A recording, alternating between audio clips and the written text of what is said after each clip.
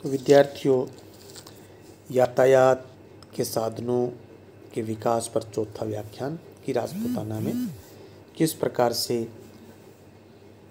Transport का, चाहे वो सड़क मार्ग रहा हो, रेल मार्ग रहा हो, वहाँ पर ये जो सब कार्य हुए इनकी हम चर्चा कर रहे थे। साथ ही हम चर्चा कर रहे थे कि रेल मार्गों के संदर्भ में कि सबके साथ में अंग्रेज़ों की जो शर्तें थीं या एग्रीमेंट था वो सब शासकों के साथ एक जैसा नहीं था। जिन शासकों ने कुछ अधिक तोल भाव किया, मोल भाव किया, वो अधिक छूट लेने में, अपने रियासत के लिए लाभ लेने में सफल रहे। जैसे हम जोधपुर रेलवे लाइन के संदर्भ में बात करें तो जोधपुर दरबार ने जो होमवर्क किया, जो एक्सरसाइज की अंग्रेज़ों के साथ में, जोधपुर के निवासियों को रेल विभाग में नौकरी के अधिक अवसर उपलब्ध हुए, जबकि जयपुर में ऐसा नहीं हुआ। जहाँ तक बात है अंग्रेज़ों के मंतव्य की, वो जयपुर के लचीलेपन से और जोधपुर बीकानेर के दरबारों पर दबाव से अंग्रेजी इच्छा पूरी हो गई। लेकिन उदयपुर के महाराणा फतेह सिंह का दृष्टिकोण अलग था और वह अंग्रेजी नीति के लक्ष्य को समझते थे। अंग्रेजी सरकार अथवा BB&CIRR का रेल प्रबंध किसी राज्य को आकर्षक नहीं दिखाई पड़ता था। 1892 से 94 के मध्य चित्तौड़ उदयपुर के मध्य डाक सेवा के प्रबंध में घोटाले में अंग्रेज अधिकारी लिप्त थे अथवा लिप्त व्यक्तियों को संरक्षण दे रहे थे।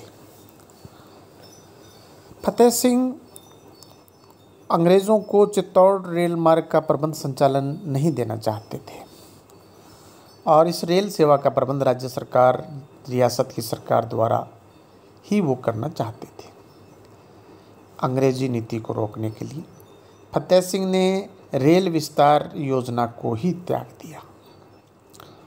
कुछ शोधकर्ताओं ने फतेह सिंह की इस अंग्रेज विरोधी नीति,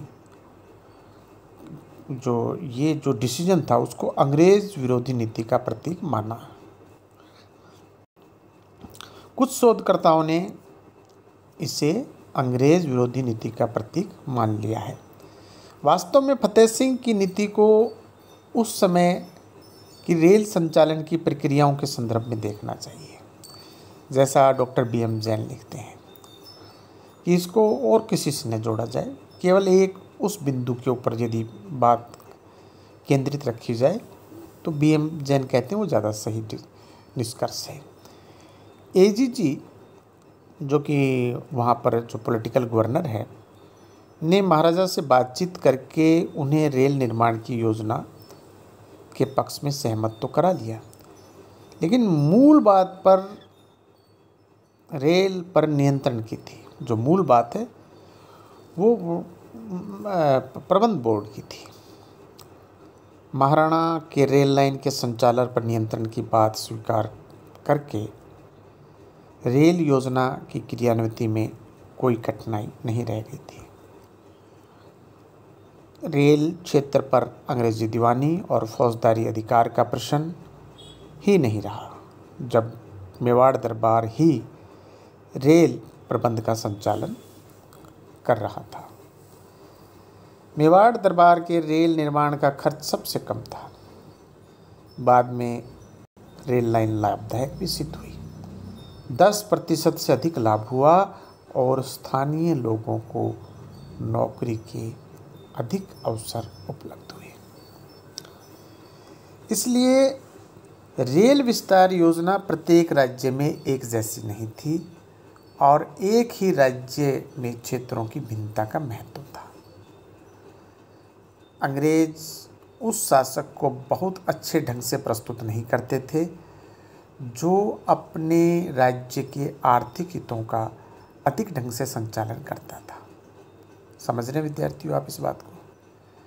उस शासक को बहुत अच्छे ढंग से प्रस्तुत नहीं करते थे जो अपने राज्य के आर्थिक हितों का अच्छे ढंग से संचालन करता था। यह संभव है कि अंग्रेजी नियंत्रण के सभी पक्ष किसी शासक के समक्ष न हो, किंतु उसका दृष्टिकोण किसी एक तर्क से भी प्रभावित हो सकता था।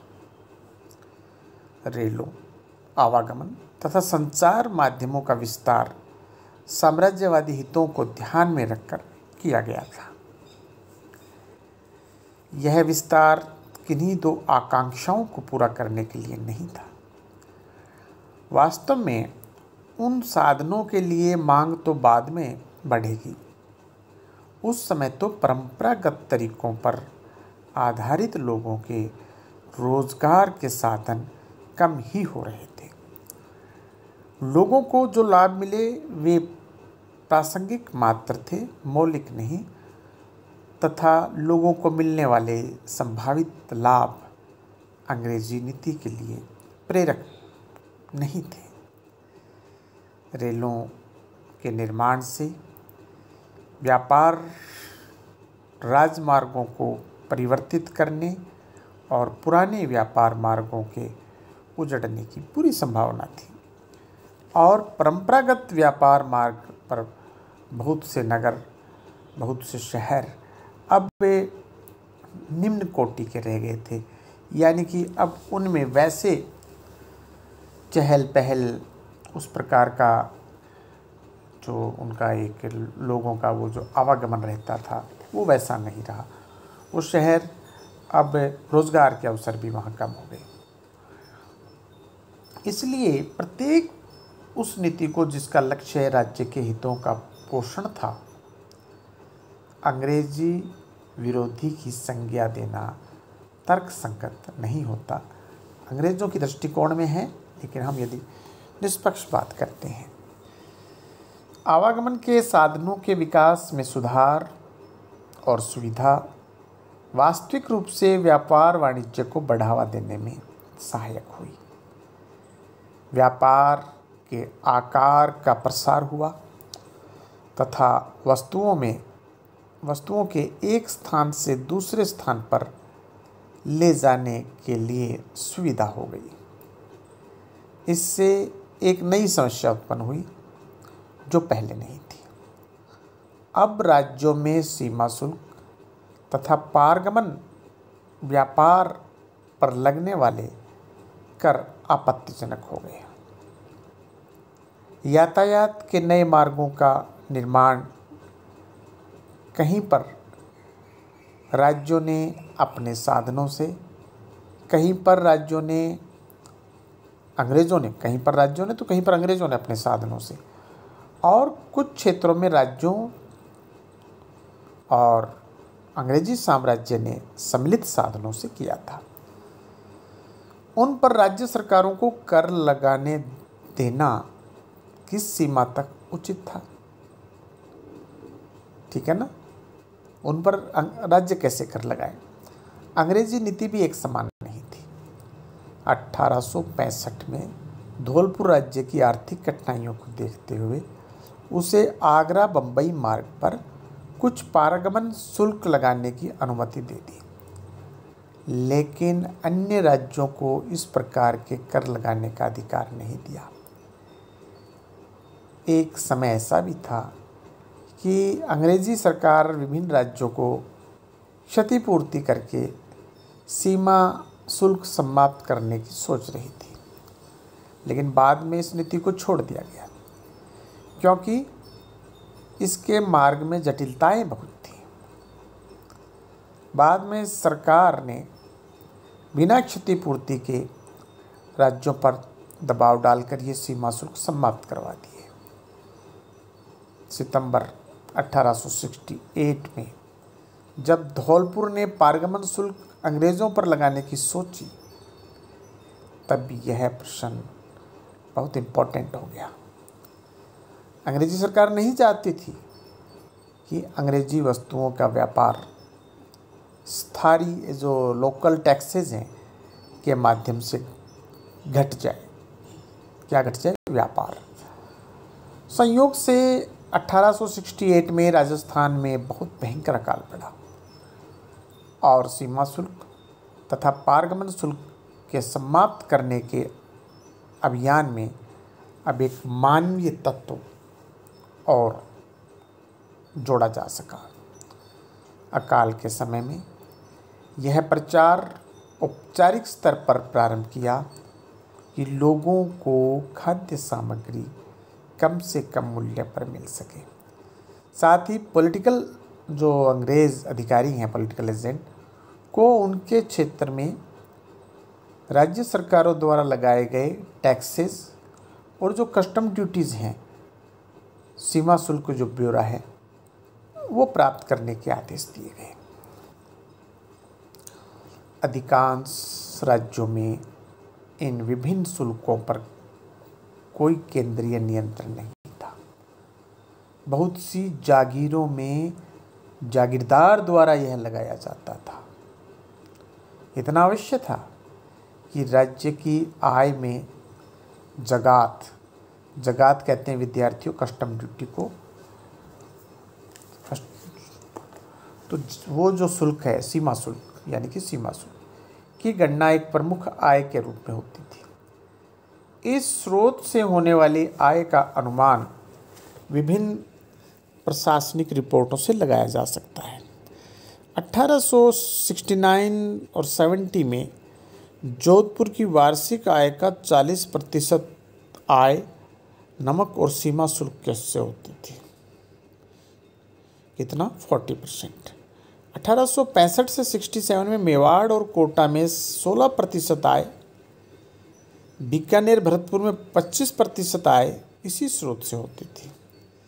1867-68 में सिरोही की 22% आय और 1868-69 में डूंगरपुर और बांसवाड़ा की 25% आय इसी स्रोत से होती थी।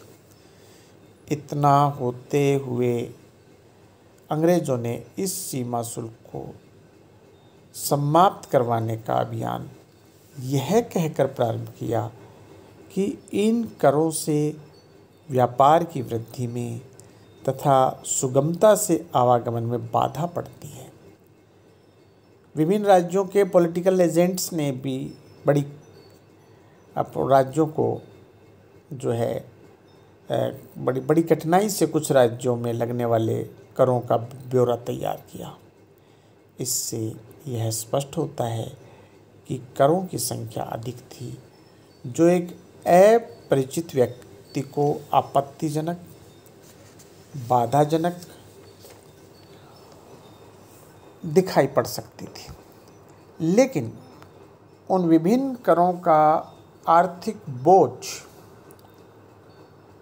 अधिक नहीं होता था। हाड़ौती क्षेत्र में 4 राज्यों द्वारा लगाए गए करों का ब्यौरा बड़ा विस्तृत था, लेकिन उसका भार अधिक नहीं था। गणना यदि उसकी की जाए, चाहे वो टैक्सेस का नंबर ऑफ टैक्सेस ज़्यादा है, लेकिन कैलकुलेशन ऑफ रेवेन्यू जो है उसके आधार पर देखें तो भार अधिक नहीं था। मेवाड़ के पॉलिटिकल एजेंट ने बताया कि खेरवाड़ा से उदयपुर के मध्य 12 किलोमीटर के मार्ग पर 12 स्थानों पर बोलाई ली जाती थी और मेवाड़ दरबार तथा जावस के राव द्वारा चुंगी वसूल की जाती थी। इस वर्णन से संभवतः ऐसा अनुमान हो सकता है कि कर बहुत लिए जाते थे। वास्तव में सब करों का बोझ एक बैल के भार पर 1 रुपया और 4 बैलों की गाड़ी पर 3.5 रुपया होता था। पारगमन करों का बोझ है प्रत्येक वस्तु पर अलग होता था। तो इस प्रकार से ये जो इन टैक्सों के ये जो कर हैं, इनके बोझ की उस बोझ से तुलना की जाए, कंपेयर जो अंग्रेजी भारत में करों के रूप में लिया जाता था, तो विद्यार्थियों तुरंत ही यह स्पष्ट हो जाएगा कि इन राज्यों में व्यापार पर कर भार अधिक नहीं था। कुछ पॉलिटिकल एजेंट्स ने स्पष्ट लिखा था कि पारगमन करों का बोझ बहुत कम था और इससे रेलों द्वारा माल की ढुलाई पर कोई असर नहीं पड़ेगा। रेलों के निर्माण के पश्चात पारगमन व्यापार पर लगने वाले करों के विरुद्ध अभियान तेज हो गया। अब सामान सरलता से एक राज्य से दूसरे राज्य में जा सकता था, और यदि व्यापारी थोड़ी अधिक चालाकी से कार्य करेगा तो राज्य में भी बिना कर चुकाए सामान ले जा सकता था। अंग्रेजी उत्पादित वस्तुओं की बिक्री पर राज्यों को कोई प्रतिबंध लगाने का अधिकार भी नहीं था।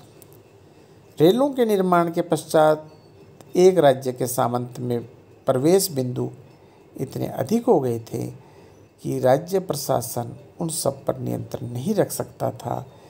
इसलिए राज्यों पर दबाव कई दिशाओं से बढ़ रहा था और उसकी व्यवस्था तथा दुर्बलता भी स्पष्ट हो रही थी। इसलिए सीमा शुल्क और पारगमन शुल्क 1868 के पश्चात समाप्त होने प्रारंभ हो गए। 19वीं शताब्दी के अंतिम दशकों में राज्यों के नरेशों का अपनी प्रजा के प्रति दृष्टिकोण बदलने लगा। अंग्रेजी क्षेत्र में अंग्रेजी दबाव के सामने ये नरेश अपने आप को असहाय महसूस अनुभव करते थे।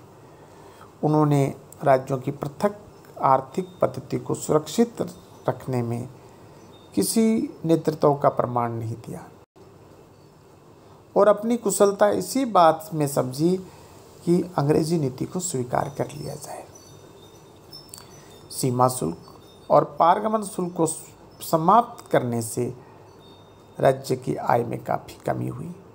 उस कमी को राज्य की जनता पर करों का बोझ बढ़ाकर पूरा करने का प्रयास किया गया। यह कर भी उन क्षेत्रों में ही लगाए गए जहां अंग्रेज अनुमति देते थे, अंग्रेजों की अनुमति के बिना नहीं था।